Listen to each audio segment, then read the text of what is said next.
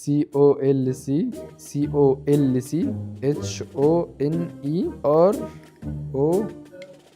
Los Coloriones.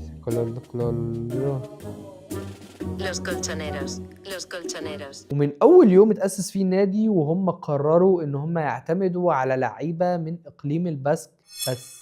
ولغاية النهاردة النادي متمسك بالموضوع ده، وده طبعا بيرفع انتماء الناس في الإقليم للسما. وعشان كده سنة 1903 شوية طلبة من مشجعين أتلتيك بلباو ومن إقليم الباسك كانوا بيدرسوا في مدريد، فقرروا إن هم يأسسوا فرع للنادي في مدريد علشان يمارسوا فيه الرياضة اللي بيحبوها ويبقى امتداد للنادي بتاعهم اللي بيفتخروا بيه وبيحبوه في العاصمة. وفعلا في 26 ابريل سنة 1903 اتأسس نادي اتلتيك كلوب دي مدريد، وكان يعتبر يعني فرع تابع لبلباو مش نادي مستقل، يعني بيستخدم نفس الشعار ونفس الالوان. في الاول الفرقتين كانوا بيلعبوا بتيشيرت ازرق وابيض، لكن في سنة 1911 واحد من اعضاء النادي سافر انجلترا علشان يجيب تيشيرتات يلعبوا بيها، لكن ما لقيش ازرق وابيض.